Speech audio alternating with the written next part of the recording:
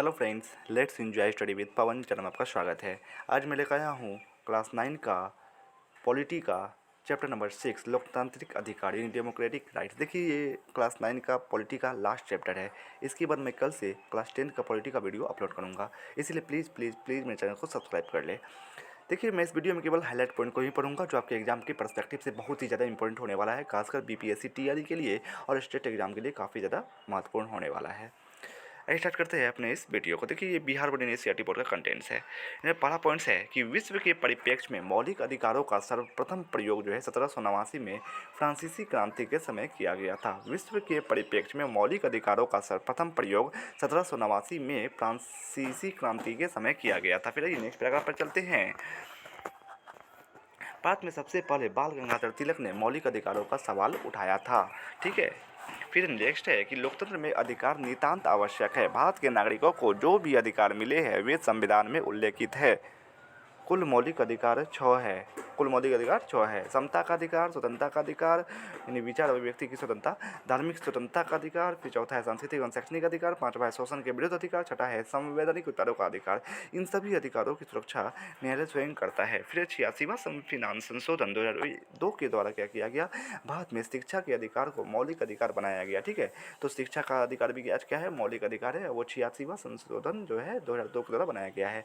यानी 6 वर्ष से लेकर 14 वर्ष की आयु के सभी भारतीय बच्चों को शिक्षा का मौलिक अधिकार प्राप्त है। फिर नेक्स्ट है कि नोबेल पुरस्कार विजेता एवं कल्याणकारी अर्थव्यवस्था के एशिया महादेश में सर्वप्रथम प्रणेता अमर्त्य सेन को आर्थिक सिद्धांत और विकासशील आर्थिक क्षेत्र में विशेष योगदान हेतु 1998 में नोबेल पुरस्कार से सम्मानित किया गया था। नोबेल पुरस्कार विजेता एवं कल्याणकारी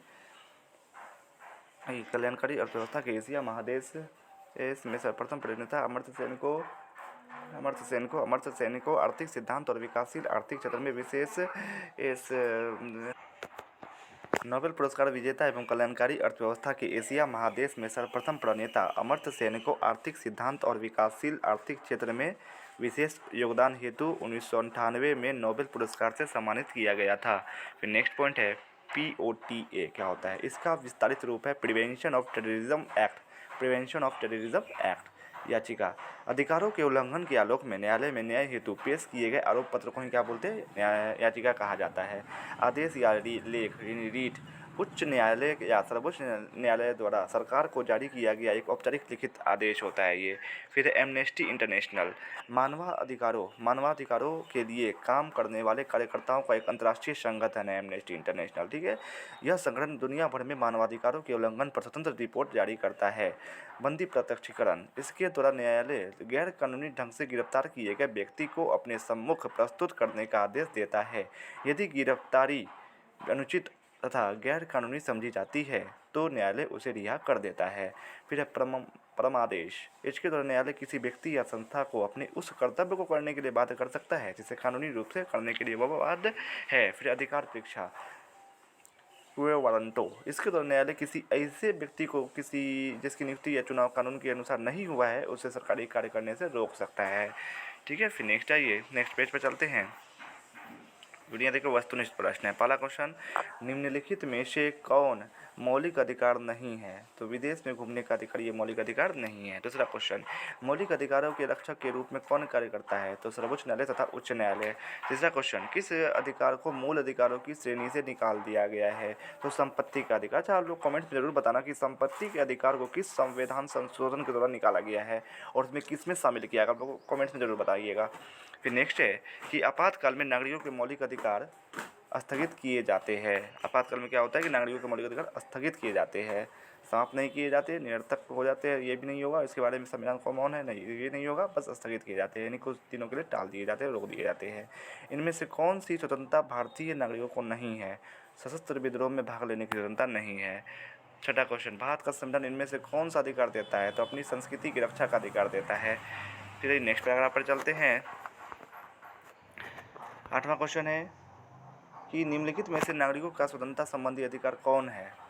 यानी भाषण तथा विचार व्यक्त करने की स्वतंत्रता, यही क्या है, नागरिकों की स्वतंत्रता संबंधी अधिकार है। 9वां क्वेश्चन, निम्नलिखित में से प्रत्येक के बारे में बताएं कि वह सही है या गलत।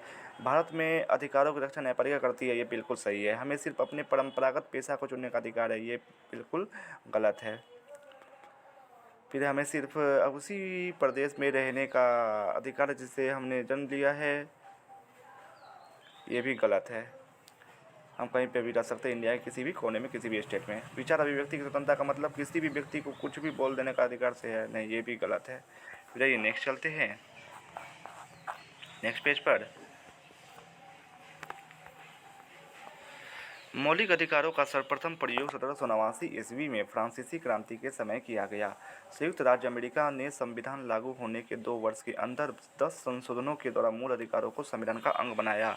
रूस और चीन जैसे सर्वाधिकारोवादी संविधान में भी नागरिकों के मूल अधिकार का उल्लेख है। फिर नेक्स्ट है कि 1978 के, अच्छा मैंने जो क्वेश्चन पूछा था उसका आंसर यहाँ दिया है।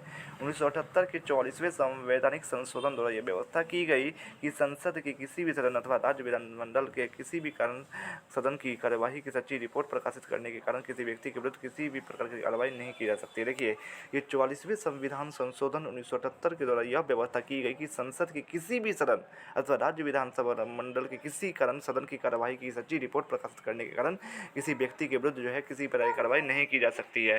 विश्व के बहुत सारे देशों जैसे चीन, जापान, रूस, इटली आदि देशों में अधिकारों के साथ मौलिक कर्तव्यों का भी उल्लेख किया गया है।